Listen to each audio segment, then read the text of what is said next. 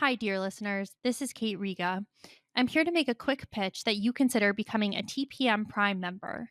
TPM has used the member model for over a decade now, and our loyal members are the only reason we've been able to weather the turbulence of the media landscape and avoid the fate that has befallen so many other independent outlets. For $70, you get no paywall, fewer ads, access to the Hive member forum, a members only newsletter, and more. For $140 a year, you get all of that, plus no ads at all. Without our members, there is no podcast, not to mention that I'm out of a job. Thank you so much for listening and supporting us. We couldn't do it without you. Hi, this is Josh Marshall, and this is the Josh Marshall Podcast with Kate Riga. We've got a bit of a grab bag of a lot of different news stories today. And before we even get to that, I want to tell you that normally we record the show at noon on Wednesday. But today, dealing with some logistics about covering the Supreme Court and so forth, we're doing it a day early. So we're actually recording this episode just after 12 noon on Tuesday, February 20th. So the episode should be out this afternoon. And so just kind of making that clear so you get a sense of where we are in the news cycle. Some of the points, some of the stories that we're going to discuss today might have changed by tomorrow. So just keep that in mind. So first thing we're going to talk about, well, let me give you a little preview. We're going to talk about, as you know, there was this civil fraud verdict in New York State against Donald Trump. And a bunch of things about that. One of the interesting things we're going to discuss is the headline was that he'd gotten hit with a verdict for $350 million. But that is actually a little misleading because the judge also added interest payments, and how those are calculated exactly is too complicated to get into, at least for the intro. But in effect, the actual judgment, the actual amount that Donald Trump has to pay is closer to $450 million. And then when you add the verdicts he has for the defamation of Jean Carroll, you're over $500 million, basically, well over $500 million that he owes. And so we're going to get into that. We're also going to talk about the ongoing drama around Fani Willis down in Atlanta, some Biden impeachment stuff, and then this Ezra-Klein thing. And I don't know if you saw the piece that I published a response to him yesterday, and it got a lot of attention because his piece is getting a lot of attention. And this is part of the whole Biden age thing and presidency thing, whether he should be running for reelection. And it's, God, it's the story that I keep coming back to, and I truly do not want to even think about it anymore, let alone write about it.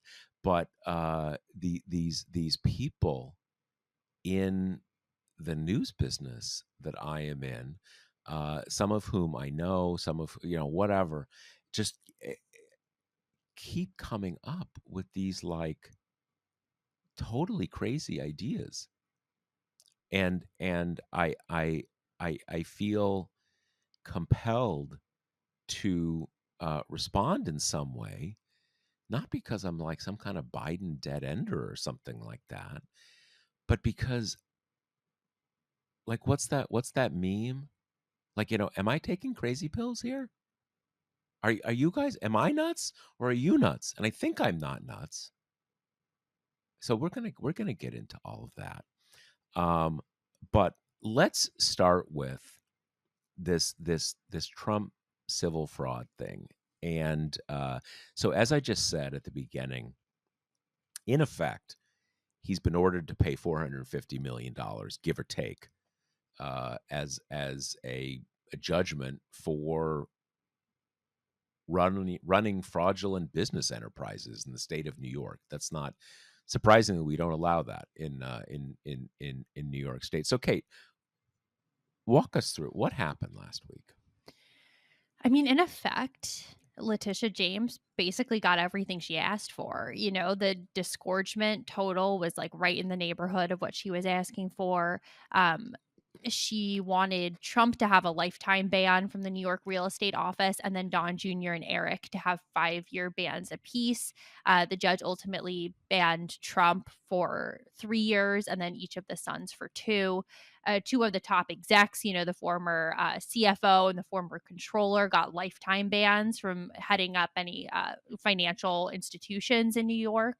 They're Trump and co are prevented from getting loans from New York financial institutions for 3 years. They have to have, an independent monitor for years and then pay for their own kind of independent director of compliance after that period. So, you know, it's bad for Trump. And this is a judge, this guy Engoron, who has this very kind of fanciful writing style. So a lot of the quotes were getting a lot of play, talking about how their lack of contrition borders on pathological, saying, that if they're not judicially restrained, he is very sure they will continue to commit fraud in the future. So, I mean, it's damning and it's bad for him. Like, I know that we're really wedded to this narrative of, it's good for Trump to kind of be in the crosshairs of the courts because it deepens this narrative that everyone's out to get him because he's trying to, upend the old world order, blah, blah, blah. It's like, well, okay, but now he's got to pay. This will go on appeal and he'll try to get the amount lowered. But right now, in the neighborhood of $450 million on top of the 90 million or so that he owes to Eugene Carroll. And as this case proved, because it was all about Trump's kind of false inflation of the worth of his assets to get more favorable loan conditions, a lot of his assets are not actually worth as much as he would like them to be worth, which was really some of the delight of this ruling was seeing the cherry picked instances where Trump kind of bloviates about how much his various assets are worth. He thinks that Mar-a-Lago is like, a billion, 1.5, something like that, which the judge quips like it would have to be zoned differently and also be like the most valuable property in all of the United States. So, he's got a money problem. And that's not the least worrying thing when you've got a guy who's famously chummy with, autocrats and oligarchs in like various nations that he might have to come calling to at this point. Now, isn't there as well, I learned this, or at least was brought home to me in the Gawker case, in which case it seemed quite unjust. But generally speaking, in civil litigation, if you want to appeal, you've got to pay up the money, not necessarily pay it to the plaintiff, in this case the state of New York, but you've got to put it in escrow. So the point being, you can't just think you are going to not pay it or not have to kind of cough up the money because you're in an appellate process. And I remember,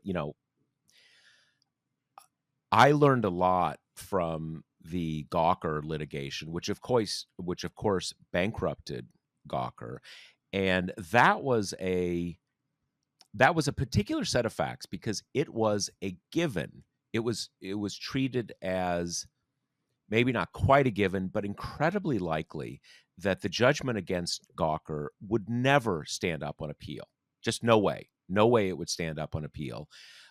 Yet they had to put up a bond for the complete judgment, which was, I think, truly not remembering at the moment, but something like $100 million. They couldn't do it, so they went bankrupt. So the fact that they basically had a runaway trial court, which made a judgment that was never going to stand up on appeal, bankrupted that website. I don't want to get into all the different stuff about Gawker, controversial site, but that really, in many ways,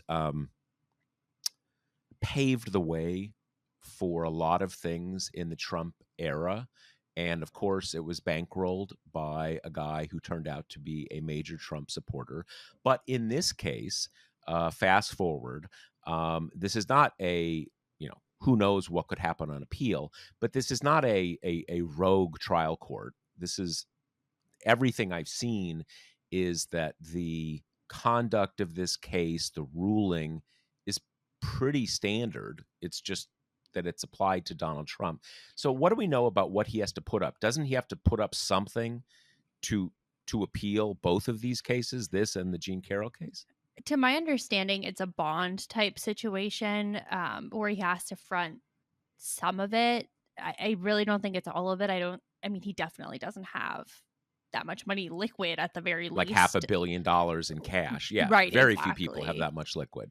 Um, But I think in a bond, though, when you do that, I mean, it's like going to, it's like going to a bail bondsman. You put up a percentage of it. But I think that the entity that puts up the money, they are on the line for the money. So you go to you go to entity X, you put down 10%, and they sign the bond for you. But uh, the at least as I understand this, and maybe this is different in this case because the amounts are so huge. When you have a bond, someone has to be on the line for that, and in that case, that someone's going to want to know where the money is going to come from if Trump loses. So I don't know where I that mean, plays that in here. kind of leads Trump into hawking sneakers at Sneaker Con in Philadelphia, I guess. Yeah, but the interesting piece of this too is it just so kind of intensifies Trump's need to win the election. And that being said, he would still, even in that case, have less kind of obvious sway over this case than some of the others he's embroiled in, because obviously presidents can't pardon. This is happening in state court, right? So he couldn't just like pardon himself in that situation. Well, and also that if it's not entirely on par uh, with the Paula Jones case, which obviously wasn't a criminal case, but the idea is that a state he can't make a state prosecution go away with a pardon, but I think it is at least broadly assumed that it's got to be put on hold. You can't have president can't do their job if they're facing criminal charges. So I think it's at least assumed that he could put the Georgia case on hold. He could freeze it for the duration of his presidency, probably, whether you think that's a good thing or not. But there's no president can't have to cut a check. There's just that just is what it is. But as you say, uh, being president certainly wouldn't hurt. Let's put it that way. Right. Probably makes the different princes in the Gulf be a little more sympathetic and everything. But this is, I mean, the thing to keep in mind is, we have no idea what Trump is worth. I think it's always been generally assumed that he is probably technically a billionaire, sort of, in asset terms, but that could mean something like he's worth a little over $1 billion, maybe upwards of $2 billion. But if that's the case, not only does he not have $500 million in cash, $550 million, but that's a big amount of money for him, even if you're talking about liquidating assets, right? This is so we're not joking when we say, does he have the money? And even, I mean, think about it this way. Think about whatever your net wealth is, whether that's, uh, you know, some money on a house or your car or just what's in your bank account. If you have to give up half of it, that's a pretty big fucking deal, right? So this is real money, not just on the question of liquidity.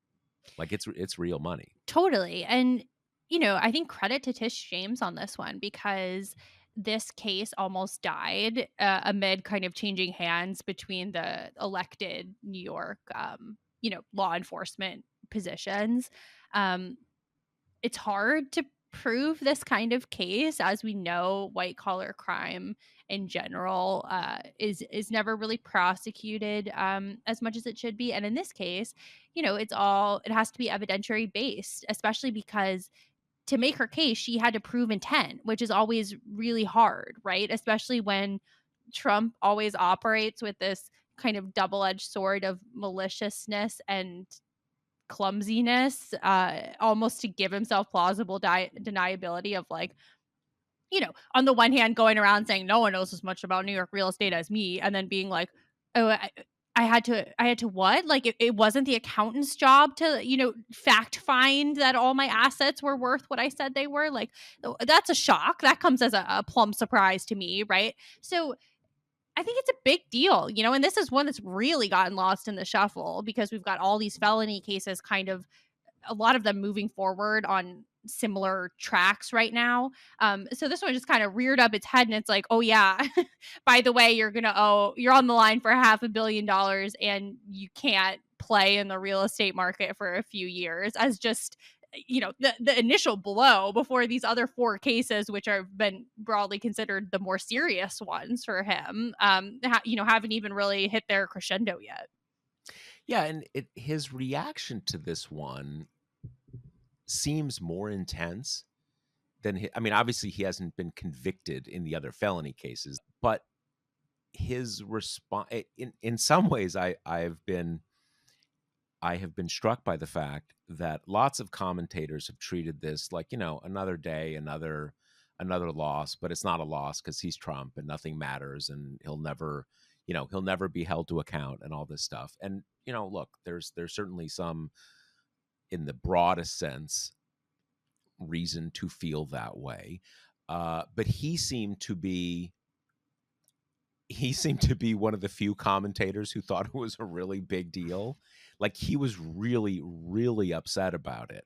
And at some level, maybe that's because it's money and money is the real thing to him. And in some ways, it is maybe the fact that being president doesn't really matter here. There's no one thinks there's a presidential immunity from civil money damages. That A makes no sense, and no one is even suggesting anything like that. And this is big money, and he cares about money. But at a certain level, it's come to fruition. Those haven't come to fruition, and are these other cases gonna come to trial before the election and all of that stuff. The other thing that comes to mind to me is that there in some of his criminal cases, there's a point at which he gets rid of the TV lawyers and brings in real lawyers because it's serious and you have to have real lawyers. And at least from what I can tell, he never did that here. He had that um car garage lawyer. What is her name again? Alina Habba. Alina Habba. He had her, and she was making a lot of she has no idea what this kind of law is about. She's a lawyer, but barely. And I don't know and he had a couple other people in the mix, but they don't seem to have been serious lawyers for this kind of case. He repeatedly attacked and denigrated the judge, which, judge is supposed to be above that kind of stuff. And I think at some level, the idea there, to the extent that there was a strategy, is that it's perverse, but it has a certain logic to it, where you go into the appellate case and you say, Your Honor, my client is a complete freak and was so nasty to the judge, it is impossible to believe that that the judge wouldn't be biased because my client is such a total asshole. Having said all that, though, he definitely seemed to approach this whole trial as a messaging opportunity and not a case where I need to win this case because the consequences are pretty steep. So I don't know how one, do you reconcile that? I also don't have a sense of, would better lawyers have done better here? I don't get a lot of sense that it's like he could have easily beaten these charges, but his lawyers were idiots. I mean, they were idiots, but I think I think the plaintiffs, the state of New York kind of had kind of had him dead to rights, at least as far as my understanding is. I think this is such an example of what probably pisses him off is like if it wasn't him, he probably wouldn't have gotten caught, right? And I think that's true. I mean, there's such little oversight in this kind of thing. And, something that came up a lot in the filings is, the idea that the Trump organization is a private company, it's not publicly traded, and that like drastically limits the amount of kind of underlying documentation that say the insurance underwriters get to see. And so the very system itself puts a huge amount of trust in the companies for whom it's in their best interest to get these favorable loan conditions. So it is already like kind of a ridiculous, rickety system that is so inviting of fraud that it just now makes me think that this is probably happening to some degree all of the time. But I think it's the kind of thing where, Trump doesn't usually bother to cover his tracks because he's just so accustomed to kind of, yeah, your rules aren't for me. I'm not going to follow them. I'm going to do this my own way. And then, as he always does, when push comes to shove, it's somebody else's fault. It's blame the accountants, it's, oh, well, we didn't know we were supposed to be doing that. Shouldn't someone have told us? It's a victimless crime, right? Everybody got repaid, which the judge did kind of address and say, this kind of thing affects the whole marketplace. Even if they manage to repay the loans this time, that doesn't indicate that the next person to do this would actually be able to do that, on and on and on. So I agree with you. I think this is his biggest complaint is just if I was just a normal low profile rich guy kind of fudging the numbers, I would have been able to merely go on my way. Because I'm Which is me, I which don't is get to do probably it. which is probably true. Yeah, Which is which probably is true. true, but it's Also not that good a but also defense. not well, it is entirely not a defense. It's life is not fair. It is often, I had this idea in college that I was going to write a book because there was this pattern. It was something about the New York media world in the 1980s where rich, obnoxious person would get involved in some scandal, but not a legal scandal, right? Just a scandal for being an obnoxious idiot. Like Leona Helmsley is a good example. A lot of people who were eventually hit, what is it? Ivan Boesky? All these cases, they got really unpopular in the New York tabloid swirl. And then prosecutors thought, you know what? Let's take a look. Let's take a look at what we're talking about. And they found crimes. And, in some ways, these were, is it fair? You draw a lot of attention, then prosecutors take a look, and that's life, right? But it's not a legal defense. It's not a legal defense. You would have never caught my crime if you hadn't have looked. That's not a Right. that's not a defense. Although, he does make this point, kind of like, I borrowed the money, I paid back the money. The banks aren't complaining. Who's the victim here that I have to pay all this money for? But again, you can't make fraudulent representations on financial documents. That's as I said, if you hadn't have looked, you wouldn't have found my crime is not a legally solid defense. And here we are. Exactly. So let's talk a little bit about the Fani Willis stuff. This was Thursday and Friday of last week. Listeners will remember that this is the kind of spoke of the case that has to do with this whole thing where she, did she or did she not kind of hire her boyfriend to the prosecutorial team, and is or is not that enough to taint the whole case that potentially he used some of the salary he made from being on this team to take them on vacations, thus kind of enriching her.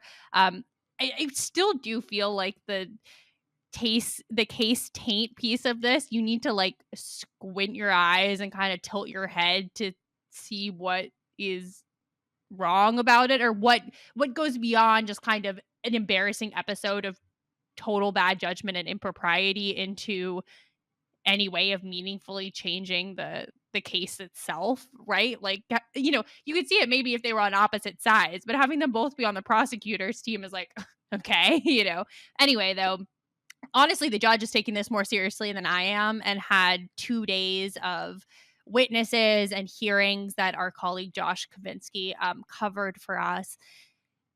It seems to kind of be a mixed bag. You had one woman who's an ex-friend and potentially disgruntled employee of Fani Willis's, who I think gave the most probably damning testimony so far in terms of uh, confirming that their relationship predated his hiring, which is kind of the whole case rests on that to some degree, because if that's unable to be proven, he wasn't hired, then he wasn't hired because he was her boyfriend. He was hired and then they started dating, which is not like all that unusual for adults sharing a workplace, right? Well, and also She it is actually sometimes almost common on a big case, because it's not just like a workplace. I mean, common may be overstated. It is almost a cliche Mhm. that people working on a big case, things happen between them because it's an intense, everybody working together thing for long periods of time, blah blah blah blah blah. Right. And so at this point, we've had 2 days of this testimony. It's been kind of bedeviled the whole time by what evidence is admissible. All the people involved basically are lawyers, so there's all kind of like attorney-client stuff going on. Um, and they're still figuring that out. Some of the more kind of outlandish arguments, the judge has been pretty quick to slap down. If our listeners saw any snippets of this, it was probably the Fani Willis quotes, where she says, "I'm not on trial here," and she put up this very kind of hostile performance where she really tried to avoid kind of answering any questions that she didn't want to, like a lot of filibustering, that kind of thing. Um, Honestly, I'm at the place where I'm like, some of the testimony so far kind of shored up what she's saying. Some of the testimony so far contradicted what she's saying. It's not that clear to me that the defendants have kind of ironclad proof beyond talking to various people who think that's when their relationship started. It is the kind of thing where it's funny to think of in a normal case, your friends kind of hauled up on stage and being like, and when exactly did the flirtation begin? Like, they don't know, like other people don't keep track of that stuff. So it is farcical, Well, kind of, and also that people often have long periods of time with some chumminess, some flirtation, some tension before, the relationship starts. Right. And that's normal. And like, it is a third party who wasn't even that close of friends going to say like, "Oh yeah, it's very hard, even if you think everybody is being on the level, to have any idea of those kind of things." And a lot of this seemed to degenerate, if you step back, to kind of like, this is, date X is when the relationship started. But do we know that a year later there wasn't one late night that they hooked up? I mean, that's kind of that, a lot of that was, that's really, and even like I'm kind of sanitizing it by saying hooked up, right? But that's kind of what this came down to. And and I'm glad we did. We went all in, covering this, with a live blog. And I was on the days that this was happening. Because I was working on other stuff, and partly because I just wanted to leave it to other members of the team, I kind of just didn't. I didn't want to hear it at some level. But I I had a I'm not sure a dramatically different reaction to this based on the hearing because I wasn't on full. I mean, I went into this kind of like, I'm not really sure they have an argument of what is wrong here, but what was she thinking? Terrible judgment, blah, blah, blah, blah, blah. And as it was, as it was going, and to back to the pre-hearing, Josh mens rea, to get into the legal, the legal jargon. Terrible judgment, bad optics, blah, blah, blah, blah, blah. And then when I saw the hearing, I regretted even that level of taking this seriously, of the bad judgment, the optics. And I really came into what the fuck was the judge thinking? Mm-hmm. I felt Allowing the us exact to same way. get here, because again, and I was only hearing it sort of out of one ear. I was not part of our team covering it, but I see things on the live blog and stuff like that. And from what I could tell, what we really got down to was, okay, their relationship started at this time, but did they fuck a year before one night? Do we, and I mean, like, And I'm like, does saying, that count? yeah, Yeah. does that count? Did that create a thing? And I'm sort of like, how the fuck did we get here? How did we get here when you're actually litigating this? Because that is, I mean, that was what that was what was being litigated. There's when their relationship started, a relationship. But like, there was that time they were somewhere alone. We don't know what happened. Did they do it? And just like, so when she got up there and basically said, I'm not on trial here, it's none of your fucking business. My reaction was like, you are so right. You are so right. And, you know, there is a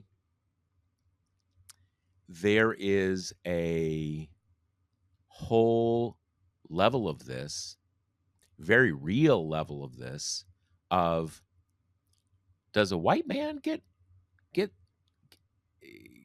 get to this place, or is this like a black woman? And that was definitely her opinion. Like, it is none of your fucking business. And like, I am not on trial here.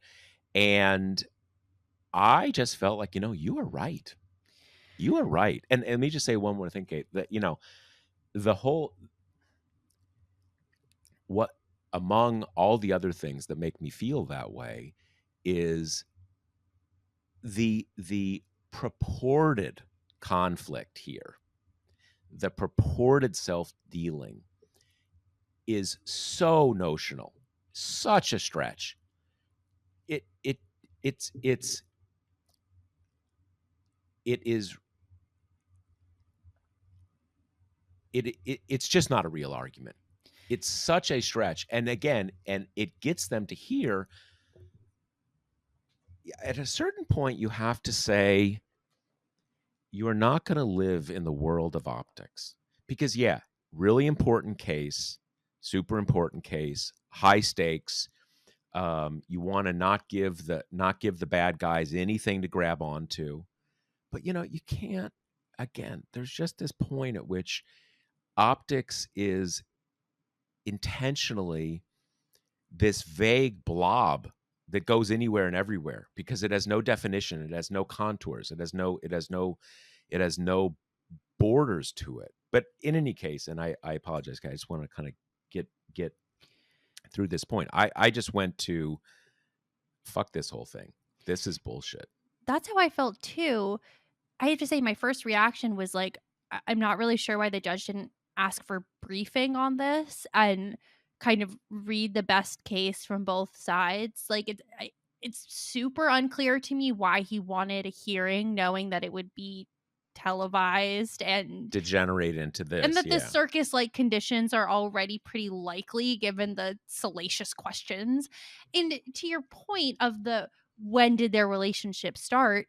I mean, same goes for what would be the crux of the self-dealing accusation, which is how are you going to prove, from kind of Nathan Wade's general pot of money that he paid for the trip to Aruba from the prosecutorial team salaries or from money he already had. Like, unless his accounts are very bifurcated in a kind of an OCD way, you're never going to know that. These things seem fundamentally unprovable. And as you say, the big gotcha doesn't really seem to matter that much. And the only reason we're talking about this at all is because the judge is taking it seriously and is seeming to, at least so far through his behavior, indicate that he kind of gives some credence to this argument that they might have to take the prosecution away from the DA's office and give it to somebody else.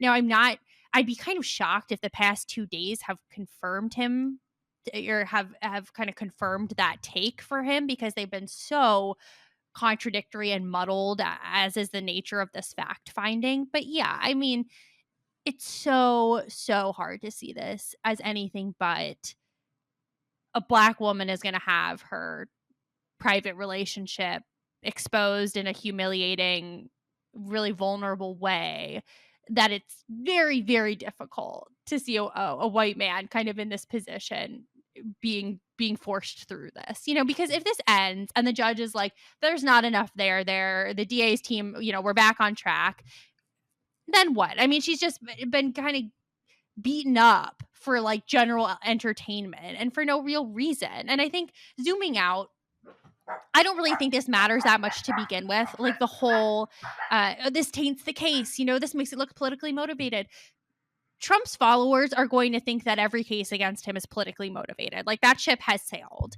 And the only degree that I think it matters is for kind of marginal people, the people who are still swayable, if they kind of buy that line of reasoning or not. But I'm just not that worried about it, because again, he says this with everything. You either believe it or you don't. And I think the fact that he says it about everything makes it somewhat of a weaker argument in a more kind of substantially favorable case to him. And two, we're up to our eyeballs in this. We're working in it, and it still can be hard to kind of keep the cases straight, keep the judges separate, the main players separate, the charges involved. So I really don't think that a kind of low information voter who's going to decide the election is going to be like, but you know what?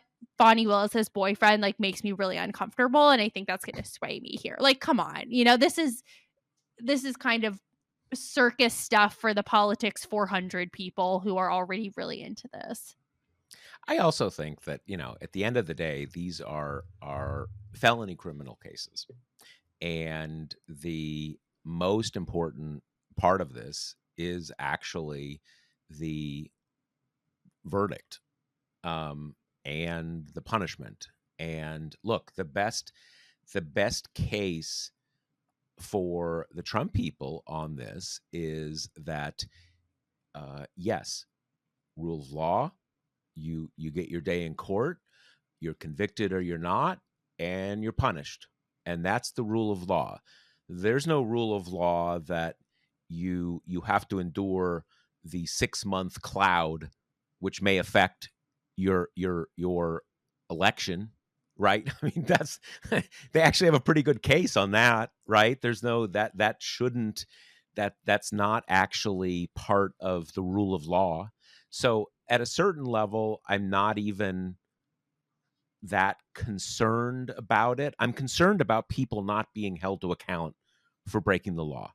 There's no big argument of principle about you should also lose 3 percentage points in your election outcome. That's not real. I mean, that may be real, but that's not like that you should get upset because that is the system is being broken or something like that.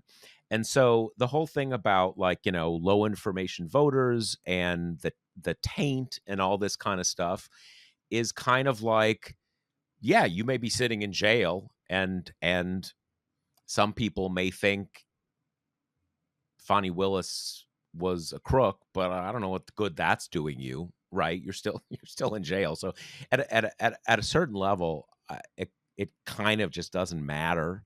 I, it doesn't not matter about the ugliness of this spectacle. I just mean it doesn't matter for the for the final for the final case. And I'll say this: I think she did, again, without having watched it moment by moment. I think that she, through aggressively, metaphorically charging into the court and not uh not being defensive, not being, oh, okay, I don't remember, just saying like fuck off and this is bullshit. I think she actually helped, at least for some people, I don't know how many, kind of catalyze the reaction I had. Like, this is Yeah. bullshit. And just the last thing I'd add is I think the only danger here is delay, right? And that goes for every Trump case. Like anything that slows it down is Hmm. unequivocally bad. And in that bucket, this is bad. This is wasting time on this kind of spoke of the case and delaying from the meat of it. But as we're seeing with, almost all of them, except weirdly the Stormy Daniels one, which is kind of clipping along at an efficient pace. It's That's like an the turtle and hare I know, of the right? Trump Yeah. cases. Right, right, right. But it's the nature of the beast. Like Trump has discovered that it's pretty easy to slow things down in this procedural way that's dogging all of the cases.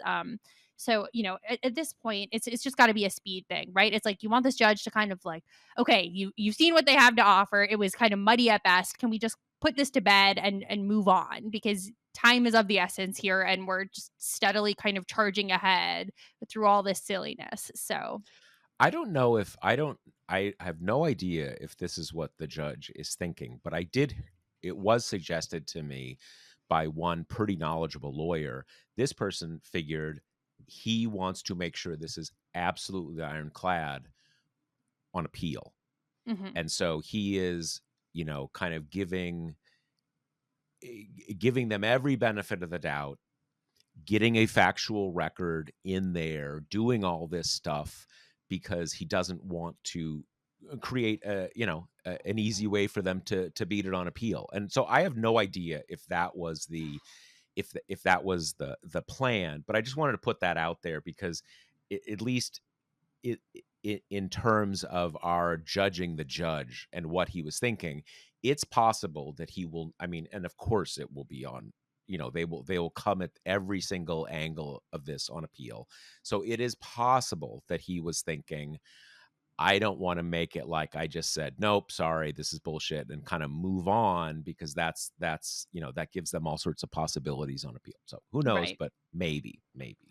Okay, so we have two more topics to kind of address fairly quickly here. One of which is this key witness in the Biden impeachment probe getting arrested in one of the most delightfully kind of schadenfreudy moments.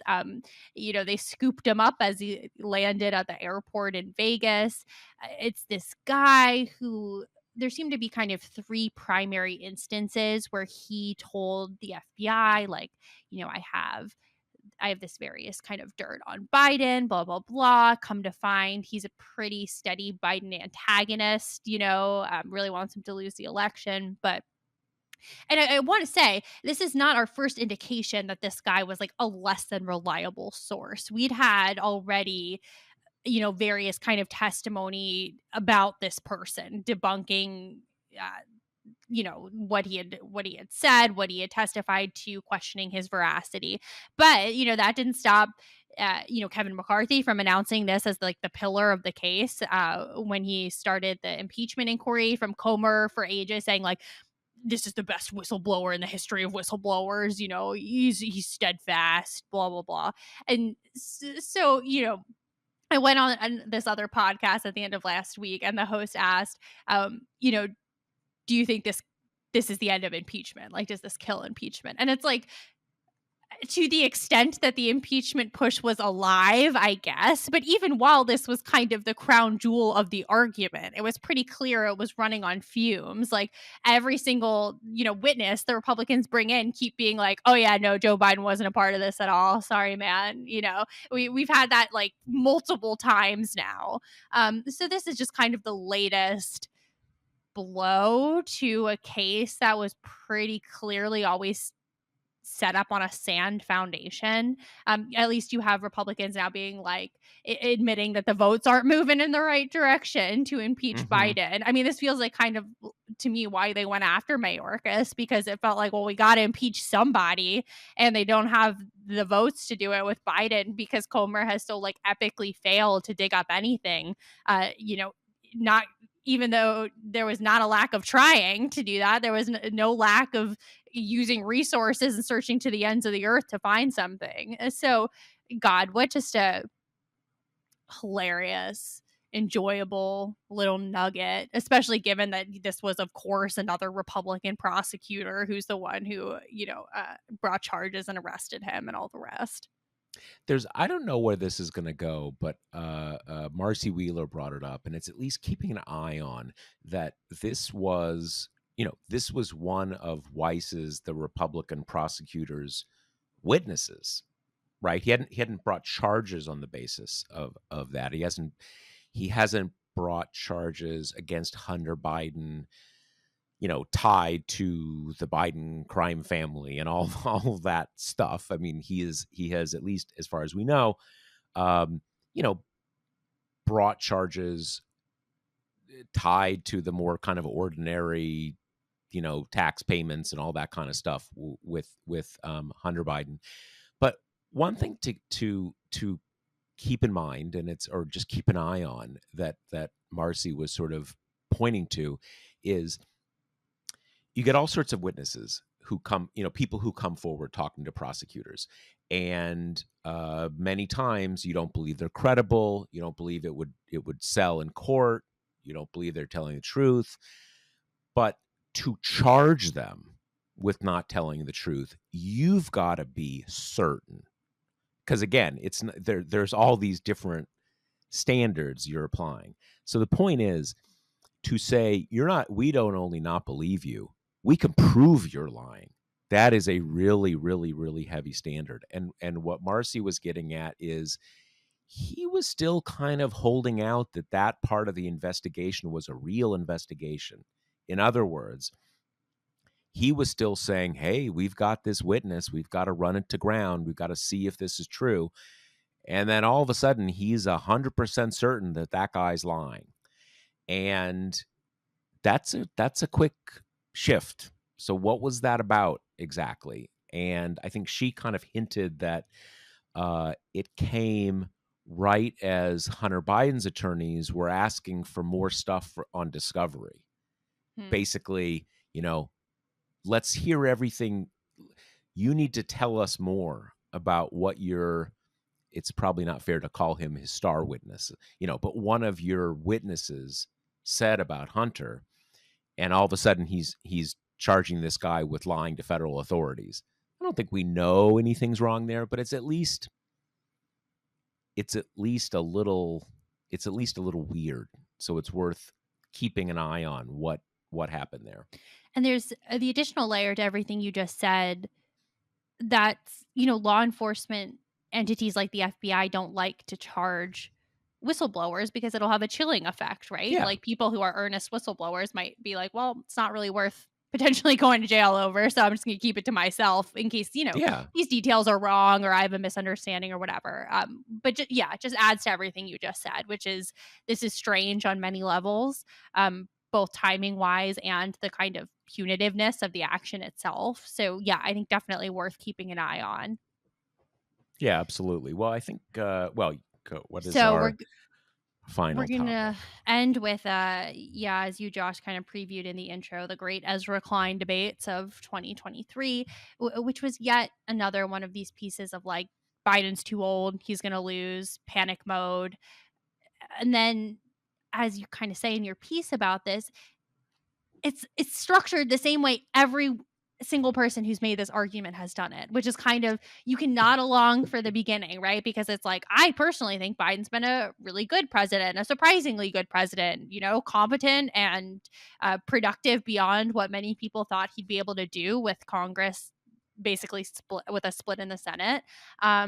But people aren't buying that argument. And this election is too high stakes to take any risks. And we've now reached the point where the polls aren't good. His approval isn't good. Biden should step aside. And it's funny because you can almost get all the way to that point being like, I see what you're saying, right? Like, it's not a totally ridiculous thesis up till that point. But that's the point at which every single time with everyone who makes this argument, it just veers into such fantasy politics that I'm like, why are you pretending this is a serious thing? Like in Ezra-Klein's article, it's this like big convention come to Jesus where Biden has kind of graciously stepped back and let the party activists, uh, you know, make their call, and we're all going to get behind that new person. And apparently it's not going to be dramatic or contentious at all. It's going to be very peaceful.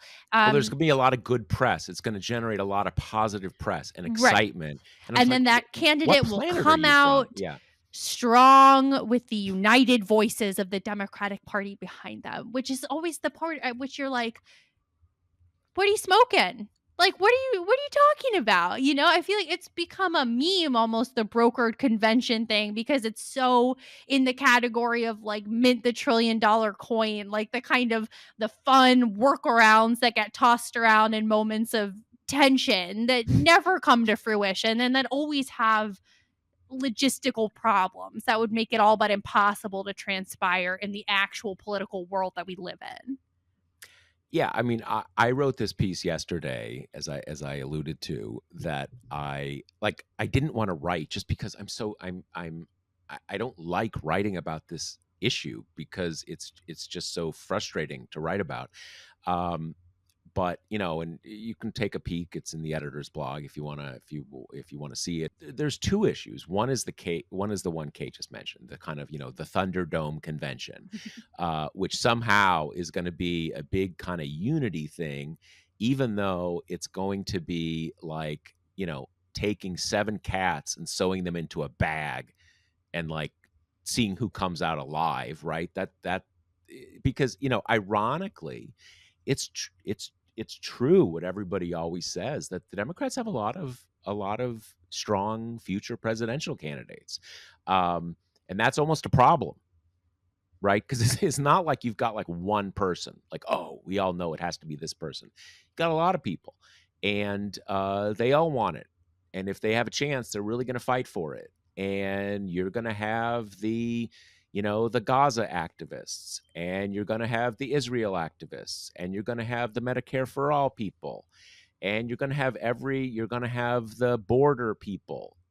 Everybody's going to, it's going to be a very chaotic thing. And because actual conventions are chaotic, because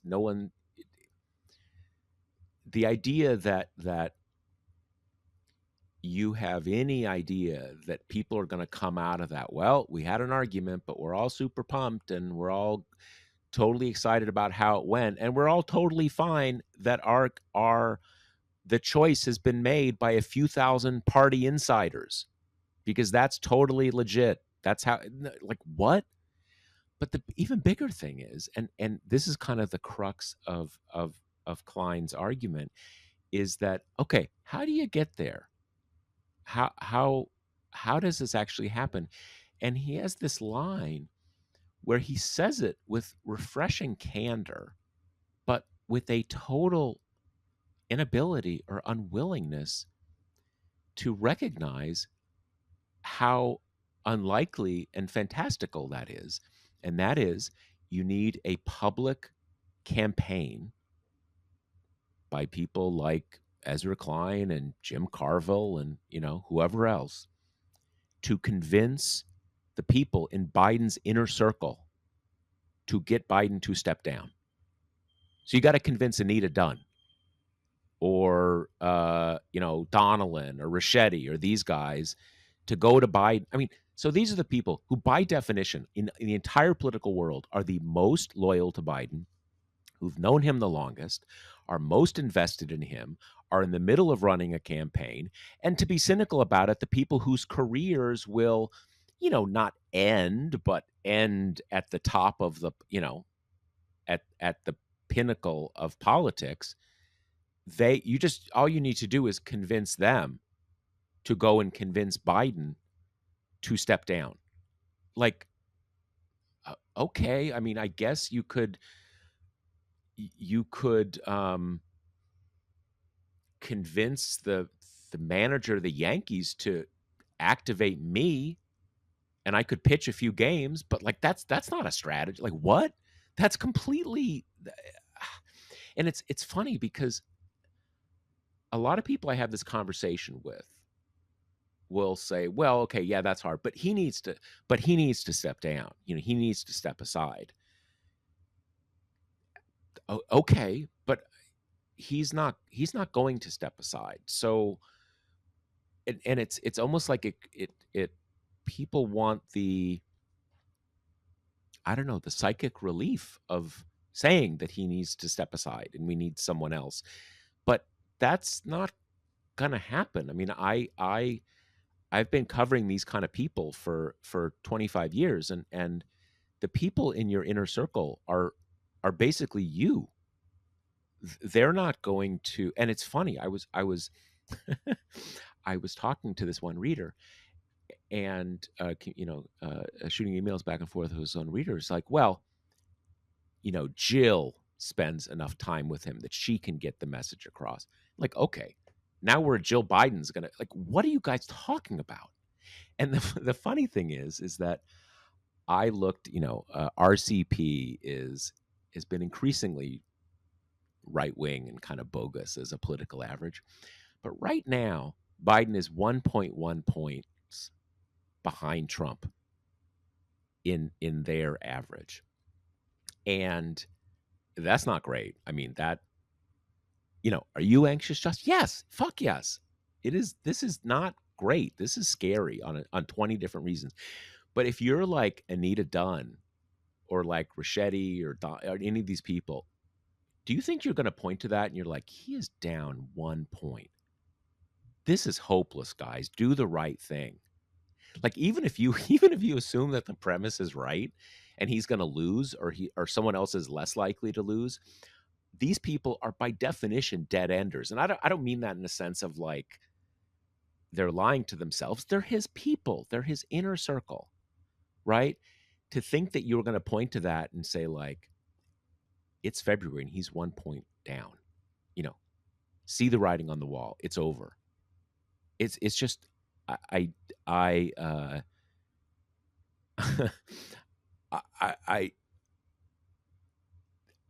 don't understand what some people are thinking. And again, I see him kind of, he's sort of low energy. He kind of pauses. I get it. He's old. You wish you wouldn't have an old candidate, but you do. And this is it. So what are we talking about, people? Yeah, there's just a few points. One, it's really weird to me that this kind of dream scenario keeps being portrayed as like the less risky option than running Biden against Trump, when it's like, right, because as you say, having a Thunderdome convention where the different factions of the big tent party are going to be in very heated debate, that's not a risky proposition. Like, it's not risky to have Biden collect all the delegates and then say never mind, not to mention undemocratic. Like, the voters will have spoken by that point. It's not risky that this plan falls apart, that nobody coalesces behind anyone else, and now you have just probably fatally weakened your nominee who's going on to the general. Like, that's an insane premise. Also, in all of these fantasy politics situations, every single person writing this says, well, we've got a good bench, right? There's Shapiro, there's Whitmer, there's Buttigieg, whatever. As if in this case, Biden passing over his vice president, the most obvious person to take the job, and the person he specifically chose to allay concerns about his age and the, incapacitation that might come with that. The idea that skipping her over when Black voters, and specifically Black women voters, are the undisputed backbone of the Democratic Party, the idea that you could do that without any blowback, without any rightful blowback from the people who would be furious that the Black vice president, previous senator, previous AG, is not even in the conversation of the heirs who would take the nomination in this case, and at the very best would have to fight for it with a random smattering of governors who people think are more natural heir apparent, because they're white, or maybe because the absence of the other kind of hampering minority statuses that she would have. Like, it's so ludicrous. And it honestly, it's starting to anger me that we just keep having these pieces put out as if these are serious proposals that voters really need to mull over, without admitting that trying any of this probably wouldn't work. And even the trying it opens up a whole minefield that previously, or that doesn't exist right now. It's insane. It's crazy. I've almost never seen like just this fantasizing, this playing out of a game of politics swaddled under the auspices of like serious commentator thinking. Like, this is what the intelligentsia is chatting about. I couldn't agree more. It's you put it very well. And that is the Harris thing. And it's funny. I actually have real questions, doubts, whatever you want to say about Harris as a candidate based on how 2020 went. Because I went into 2020 thinking like, wow, she may be the one. She's kind of the, she's the full package, all that kind of stuff. And in my mind, she ran a pretty poor campaign. And obviously she didn't win the nomination, but there were ways she didn't run a great campaign.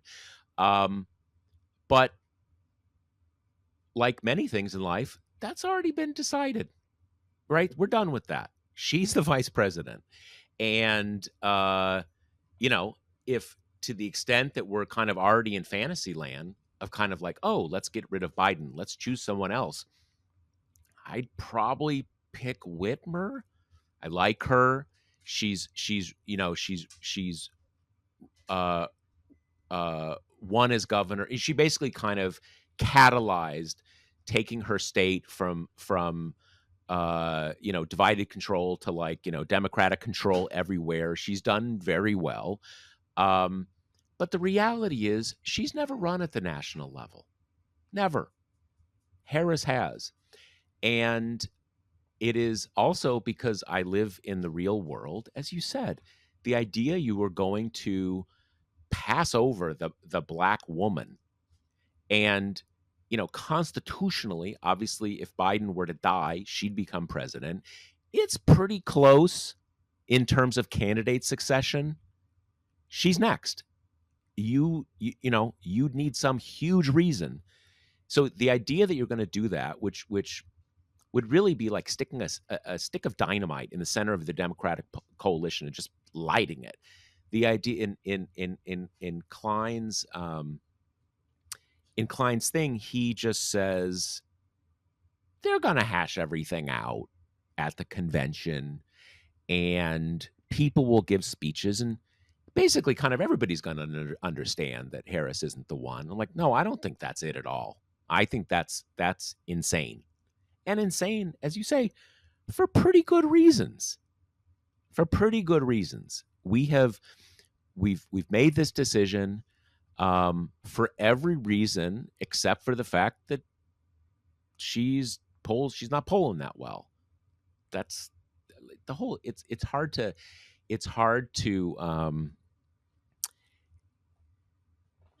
at a certain point it becomes hard to disentangle the different levels of fantasy here, because we're already in fantasy world where Anita Dunn convinces, Ezra-Klein convinces Anita Dunn to convince Joe Biden to step aside. And now we're to the point of, will everybody be cool when we tell Harris that notwithstanding her being vice president, being read in on all the ongoing crises, having worked with all the policies that it didn't work out for her. Sorry, too bad. Like, again, we're so far into fantasy land, it's hard to know what layers. I'll tell you this, before this morning, I got an email from someone who I don't know that well, but I have known this person as a, kind of professional colleague for a good 20 years. And this person is, kind of, you know, still works in our profession at a high level, all that kind of stuff. And this person wrote me this email. I'm just going to read it. It's pretty short, but it gives it hits it at some points. It hits on the riskiness question pretty well. And also another one that's come up, which is the sort of the RBG question, supposedly. I'm, of course, not supposed to have an opinion on this, but Ezra's plan strikes me as at least an order of magnitude riskier than having Biden run. Incumbency is a huge advantage, while history is littered with candidates who seem great on paper but are disastrous. Does anyone remember Ron DeSantis, Kamala Harris? My read on 2020 is that there were actually very few Dems who could have beaten Trump, even though at the time I assume there were several. Dems have the good fortune that one of those few candidates is actually going to be the nominee. Why are they incessantly whining about it? People seem to be conflating the Biden situation with the RBG situation, but the Supreme Court nominee, where someone else can step aside and you can pick someone else to ram through the Senate, is vastly different from a presidential election where you need to persuade tens of millions of people that your guy is superior, and that candidate has to withstand months of relentless scrutiny. Obviously, it would be professional if the dude wasn't in his 80s. I mean, yeah. Of course, right? I mean, that's we all grant that. But Dems basically know where the risk is with this guy, and it's pretty contained. Whereas the risk for an untested candidate is theoretically boundless. Tons of unknown unknowns. That's the end of the email. I mean, 100%. Yeah. 100%. Yeah. Like, I mean, let me just say, you can say Biden should step aside now, less than a year out from the election, that he, wait, is it less than a year? Yeah, it's Yeah. less than it's Okay. it's hard to So, keep track. It's 9 months, something like that. right. Yeah. Okay. So you can say that Biden needs to drop out 9 months or whatever before the election, that all of the delegate votes cast up till that point will be voided, that this decision will be made by some hardcore knot of party activists without say from the rest of the party, and that it should be a scrimmage between these various budding Democratic powers in which the vice president is perhaps not even included, much less given an advantage based on some kind of tenuous reason like, well, we don't like what she ran in 2020 or she's not polling well, versus running people who have never run on a national stage and who are also not polling well. But you cannot fucking say that Who that are polling worse than her. right. But you can say all that. That is a crazy, but you are entitled to your opinion. But you cannot fucking say that that proposition is less risky than having Biden, who is older than we'd all like, run against Trump, someone who he's beaten before, who by many factors is running in a more favorable environment now, or at least one that is dramatically less favorable to Donald Trump. Like, that's insane. And it's crazy that, like, I almost feel this word is so overused, but I do almost feel gaslit by the amount of like serious people, all caps serious people who are pretending like this is an option, or one that is not, just so profoundly loaded with existential risk to the Democratic Party before this election. Yeah, and I don't, look, I tried to be clear in what I wrote. I'm not bashing Ezra. He's a great guy, blah, blah, blah. I'm a friend to all Ezras. But what struck me is, people write all sorts of things. What is striking to me is that everybody responded to this like, he's opened the floodgates. He has really put it together. He has given people he's taken all the amorphous stuff and he's created a path. He's created an argument. He's pulled it all together. And like that. No, he hasn't. He's he has, it's really, I mean, I clearly I don't have a lot of original thoughts because I keep coming back to what I said in the post. I think what I said there is he has stated a very pessimistic but not unreasonable in overview of the election, and he has solved it by a deus ex machina plot twist, right?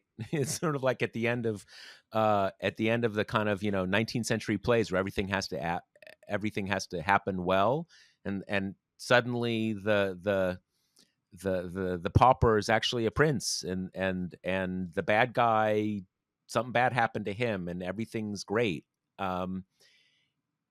There I still, and this is why I don't like writing about this, because I don't know what else to say, that this is a scary election, and Biden has a lot of strengths, but he has a big liability, which is that he's old, and he seems old. He seems older than he did. I mean, not surprisingly, than he did 5 years ago. When you get that old, 5 years is a lot of time, and that's an issue, and that's the reality. And but the other reality is that the other potential plans are even riskier than running this guy. That's the reality. And there's also no way to even get to that scenario because he's already the nominee. And I don't see how you're going to convince him not to run. And sometimes you just have to say, this is scary. And there's no way to make it not scary other than to do our best.